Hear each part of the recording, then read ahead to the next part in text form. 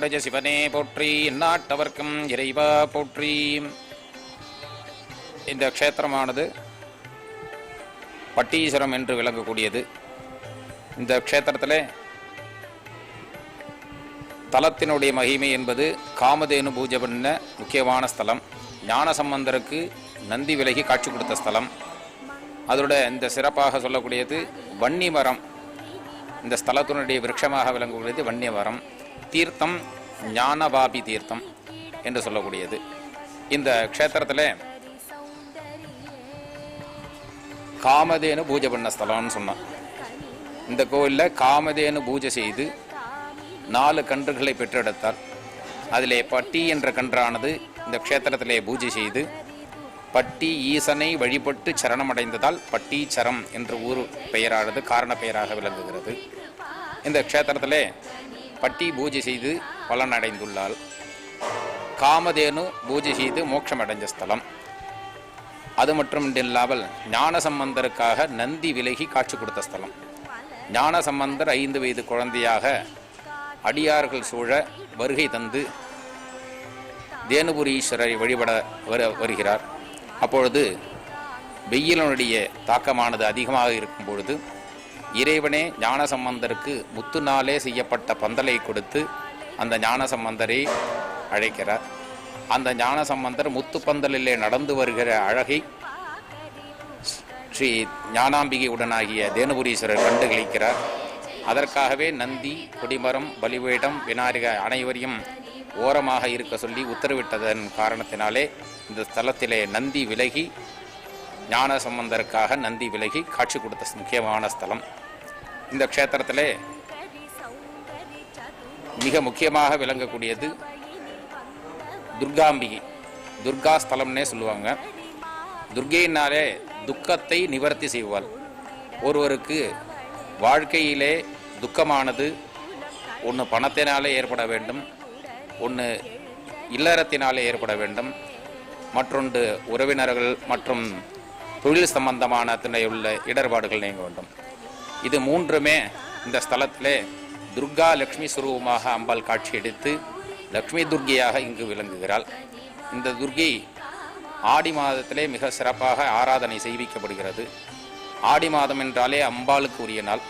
இந்த அம்பாளை ஆடி மாதத்திலே வழிபடும் பொழுது நமக்கு ஏற்படக்கூடிய இடர்பாடுகள் நீங்கி நவகிரகத்தினுடைய முக்கியமான ராகுக்கு அதிதேவதையாக விளங்கக்கூடிய துர்கையை வழிபடுவதனால் ராகுனாலே ஏற்படக்கூடிய தாமத காரியம் அனைத்தும் துர்காம் துரித நிவாரணி, துரிதமாக காரியங்கள் நமக்கு இன்னைய காலகட்டங்களே கலியுகத்திலே உடனடியாக நடைபெற வேண்டும் என்பது அனைவருடைய பிரார்த்தனை. இந்த உடனடியாக நடைபெற வேண்டும் என்பதற்காகவே துர்காம் துரித நிவாரணி, துரிதமான காரியங்கள் நடைபெற வேண்டால் துர்கையை வழிபட்டு உடனே பலன் அடைவதற்காக இந்த ஆடி மாதத்திலே மக்கள்கள் வருகை தந்து அம்பிகையை தரிசித்து பலனை அடைந்துள்ளார்கள். அதற்கு நிறைய எடுத்துக்காட்டுகளும் உள்ள பக்தர்களே இருக்கிறார்கள். ஆகையினாலே இந்த ஸ்தலத்திலே துர்கை முக்கியத்துவம். துர்கையினுடைய அங்கத்தினுள்ள சங்கு, சக்கரம், வில்லு, அம்பு, கத்தி, கேடயம், இங்கே சுக ஊர்கஸ்தம் என்று சொல்லக்கூடிய சாந்தத்தின் அடையாளமாக கிளி அமர்ந்து அம்பாள் சாந்த சுரூபமாக மீனாட்சியின் வலது கையிலே கிளி, இங்கு இடது கையிலே கிளி அமர்ந்து சாந்த துர்கையாக காட்சியளிக்கிறாள். மகிஷாசுரனை வதம் செய்து தன்னுள்ளே அடக்கி சிம்ம வாகனத்துடனும் காட்சியளிக்கிறாள். சம்ஹாரத்தின் போது வலதுகை பாகத்திலே சிங்க வாகனமும், சாந்தத்தின் போது இடதுகை பாகத்தில் சிங்க வாகனமும் காட்சி கொடுத்ததாகவும் இங்கு அம்பாள் அருள் பாலிக்கிறாள். இங்கே துர்கையை வழிபடுவதனாலே ராகுவினாலே ஏற்படக்கூடிய ஜாதகத்தில் தோஷங்கள் நீங்கி திருமண தடை, காரியத்திலே தாமதம், இந்த துஷ்டகிரகங்களுடைய சோதனைகளிலிருந்து விடுபட்டு துர்கையை வழிபட்டால் உடனடியாக காரியங்கள் வெற்றியடைகிறது. மற்றும் துர்கையை ராகு காலத்திலே வழிபடுவது மிகச்சிறந்தது. ஏன்னா ராகுனால தான் எல்லா காரியமும் தாமதம் ஆகுது. அந்த தாமத காரியங்கள் நிறைவேறுவதற்கு துர்கையினுடைய அதிதேவதையாக விளங்கக்கூடிய துர்கையை வழிபட்டால் காரியங்கள் வெற்றி அடைகிறது என்று பக்தர்களுடைய முக்கிய கருத்தாக உள்ளது. அதே போல் அம்பாள் எல்லாருக்கும் அருள் பாலித்து வருகிறாள். ஆகையினாலே இந்த ஆடி மாதம் முழுவதுமே குறைந்தபட்சம் 1,00,000 நபர் வருகை தந்து அம்பாளை தரிசிக்கிறார்கள். இந்த துர்கையை வழிபட்டு அனைத்து காரியங்களும் வெற்றி அடைகிறது. சோழருடைய குலதெய்வமாகவும் சோழருடைய பிரார்த்தனை ஸ்தலமாகவும் முற்கால சோழனுடைய முக்கியமாக 4 வாயில் ராஜருடைய 4 வாயில்களிலே வழிபட்டு ஸ்ரீ துர்க்கையம்மனை வழிபட்டதனுடைய முக்கிய ஸ்தலம் ஸ்ரீ துர்காம்பிகை. அதனால் சோழனுடைய கொற்றவை என்று சொல்லக்கூடிய வெற்றியின் தெய்வமாக விளங்கக்கூடியது துர்க்கை. நமது இல்லத்திலும் தொழில் சம்பந்தமான தொழில் ஸ்தானத்திலும் படிப்பு போன்ற கல்வித்துறையிலும் அனைத்துமே வெற்றியடைய வேண்டும் என்பது பக்தர்களுடைய வேண்டுகோள். அந்த வேண்டுகோளுக்கு இணங்க அம்பாள் அனைவருக்கும் அருள்வாளித்து வருகிறார்கள்.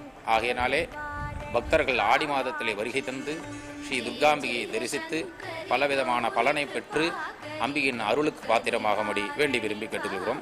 அனைவரும் ஆடி மாதத்தில் வருகை தந்து அம்பிகையின் அருளை பெற அன்புடன் வேண்டி விரும்பி கேட்டுக்கொள்கிறோம். இங்கே குழந்தை பிறக்காதவங்களுக்கு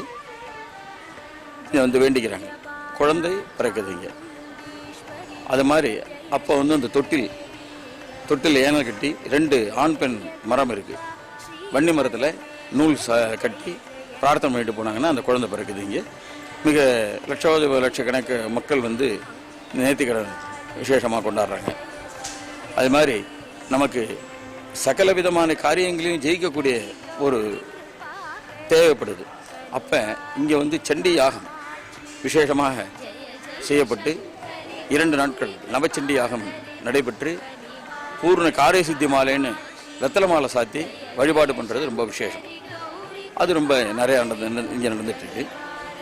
மேலும் இவ்வாலயத்தில் படிப்பு சம்பந்தமாக இந்த ஜனங்கள் வேண்டிக்கிறாங்க. இங்கே என்ன வேண்டிக்கிறாங்கன்னா, அதுமாரி எனக்கு இந்த காரியம் படிப்பு நல்ல விதமாக வரணும், ஃபஸ்ட் கிளாஸில் பாஸ் பண்ணணும், நல்லா இருக்கணும் அப்படின்னு வேண்டிக்கும் பொழுது இங்கே அதுக்குண்டான பூஜை சாமான்கள், அர்ச்சனைகள், அபிஷேக ஆராதனைகள் செய்து பச்சை புடவை சாத்தி விசேஷமாக கொண்டாடுறது ரொம்ப விசேஷமாக இங்கே இருக்குது. தொற்று நடந்துகிட்ருக்கீங்க. மேலும் இந்த ஆடி மாதத்தில் அம்பாளுக்கு என்ன விசேஷம் அப்படின்னா, கடக மாதங்கிறது சந்திரனுக்குரிய நாள் இந்த மாதம்.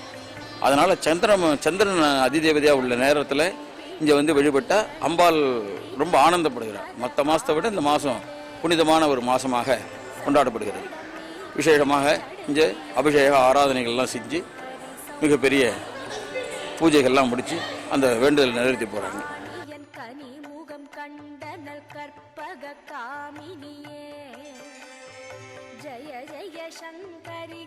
உலகத்தில் இருக்க எல்லாருமே அமைதிக்காகவும் சந்தோஷத்துக்காகவும் பெரிய தேடுதல் ஏற்படுறாங்க. ஆனால் இங்கே இருக்க இந்த பட்டீஸ்வரம் துர்காம்பிகை கோயில் அப்படிங்கிறது அம்பாலை தேடி வரவங்களுக்கு, துர்காம்பிகை தாயை தேடி வரவங்களுக்கு அந்த மனநிம்மதியும் சந்தோஷத்தையும் அவங்களுக்கு அறியாமலேயே கொடுக்குது.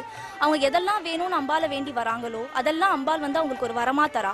அதனால அவங்களுக்கு ஒரு மன அமைதி கிடைக்குது. எதுவுமே உங்களுக்கு வாழ்க்கையில தேவையில்லைன்னா கூட இங்க வந்தீங்கன்னா நீங்க தேடிட்டு இருந்த அந்த அமைதி உங்களை தானா சேருது.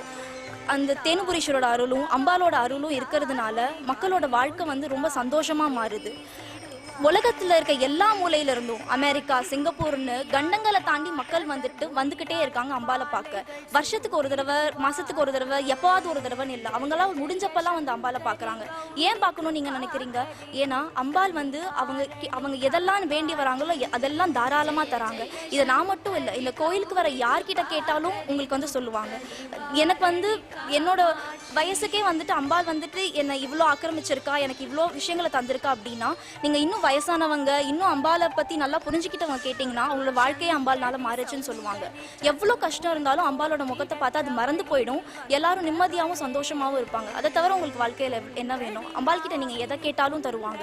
துர்காம்பிகை தாயை எல்லாரும் வழிபட்டு அவங்களோட வாழ்க்கை சந்தோஷமாகவும் செழிப்பாகவும் இருக்கணும் அப்படின்னு சொல்லி நான் அம்பாலை பிரார்த்திச்சுக்கிறேன். கண்டிப்பாக நீங்கள் எல்லாரும் ஒரு தடவை அம்பாலோட முகத்தை பாருங்கள், அவங்களோட அருள் உங்களுக்கு கிடைக்கும். நீங்கள் கண்டிப்பாக இந்த இடத்துக்கு மறுபடியும் திரும்ப வருவீங்க. நல்லதே நடக்கும். வாரம் செவ்வாய்க்கிழமை துர்க்கையை வழிபடுறேன். 2 வருஷமாக கும்பிட்றேன் அம்மாவை நினச்சி. எனக்கு ரொம்ப கடன் பிரச்சனை, உடம்பு முடியாத பிரச்சனை, வீடு இல்லாமல் இருந்தேன். அம்மா வாரம் 3 to 4 ராவு காலத்தில் ஒரு செவ்வாய்க்கிழமை கூட நான் தவறினதில்லை. சாமி கும்பிட்றதுலாம் நான் நினச்சதெல்லாம் நடக்குது. அம்மா எனக்கு எல்லாமும் செஞ்சு கொடுக்குறாங்க.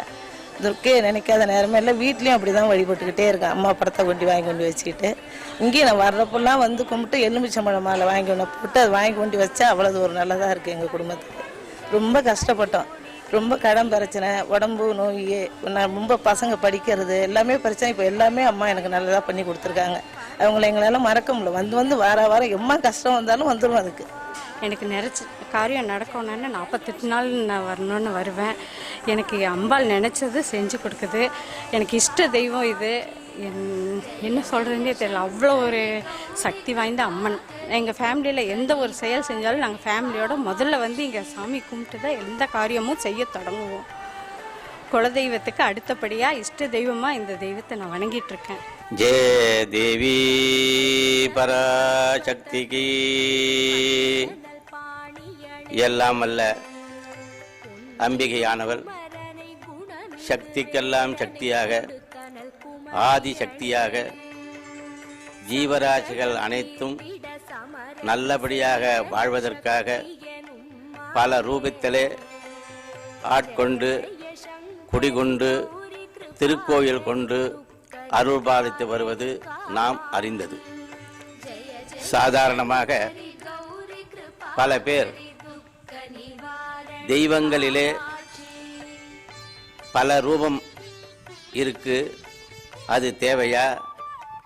அதிலும் அம்பாள் ரூபத்திலே காளியாக, மாரியாக, துர்க்கையாக, மூகாம்பிகையாக, கன்னியாகுமரிய தேவியாக பல ரூபம் கொண்டு அருள்பாலித்து வருகிறார். மக்கள் ஆடி பிறந்து விட்டாலே எல்லோரும் அம்பாளை வணங்கி போற்றி அருள் பெறுகிறார்கள். ஒவ்வொரு மாதத்திற்கு ஒரு சிறப்பு உண்டு. ஆனால் ஆடி மாதத்திற்கு மட்டும் ஒரு தனி சிறப்பு உண்டு.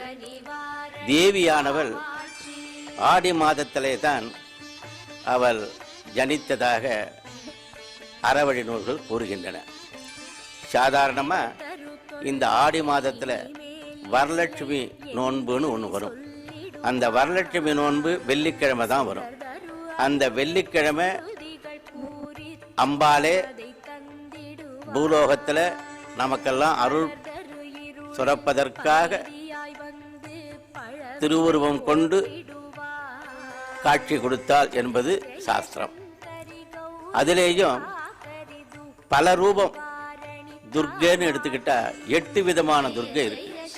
அக்னி துர்க்கை, சூலினி துர்க்கை, சங்கு சக்கர துர்க்கை, சிவதுர்க்கை, விஷ்ணு துர்க்கை, இப்படி பல ரூபத்தில் அவள் காட்சி கொடுக்கிறாள். இப்போ சாதாரணமாக விஷ்ணு துர்க்கைன்னு சொல்கிறோம், சங்கு சக்கரத்தோடு உள்ளவ. அந்த துர்க்கைக்கும் பாச அங்குசத்தோடு இருக்கிற சிவதுர்க்கைக்கும் என்ன விசேஷம் கேட்கலாம். அதாவது சிவாம்சம், விஷ்ணு அம்சம். அம்பாள் விஷ்ணு அம்சமாக காட்சி கொடுக்கறது தான் விஷ்ணு துர்க்கை. ஆனால் சம்ஹாரம், அந்த மகிஷமர்தனி, இது எல்லாம் காமன். இப்படி வரும் பொழுது அவள் அபயகஸ்தத்தினால நம்மளை காக்கிறா. ஊருகஸ்தத்தினால என்னுடைய பாதார விந்தத்தை நீ உனக்கு நான் அபயம் கொடுத்து கை தூக்கி விடுறேங்கிறது தான் அந்த அபய ஊருகஸ்தத்துக்கு அர்த்தம். இன்னொன்று, அந்த அம்பாலை நினைக்கும் பொழுது நமக்கு பலவிதமான கஷ்டங்கள் விலகிறது. துர்கே ஸ்மிருதா ஹரசி பீதிமதேஷ ஜந்தோஹோ ஸ்வஸ்தை ஸ்மிருதா மதிமதீவ சுபம் ததாசி தாரித்ரிய துக்க பயகாரணிகா த்வதன்யா சர்வோபகார கரணாய சதா ஆர்திர சித்தா. துர்கேன்னு நினைச்சாலே போகிறோம், நம்மளுடைய கஷ்டங்கள்லாம் போயிடும். துர்கே ஸ்மிருதா. ஒருத்தன் சன்னதியில் போய் நின்றுண்டு அம்மா துர்கே அப்படின்னு 4 தரம் சொல்லுங்க, உங்கள்கிட்ட இருக்கிற பாபங்கள்லாம் போய் நீ படுற கஷ்டத்தெல்லாம் அவள் வாங்கிண்டு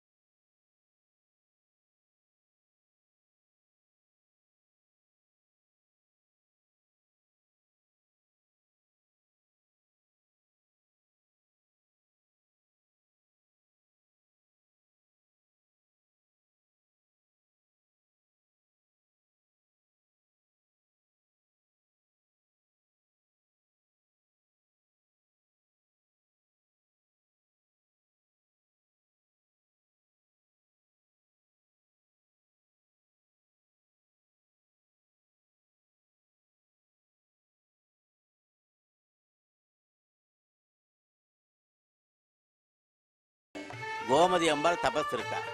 எதுக்காக இருக்கா? அவள் வந்து சிவனை அடையணுங்கிறது ஒன்று.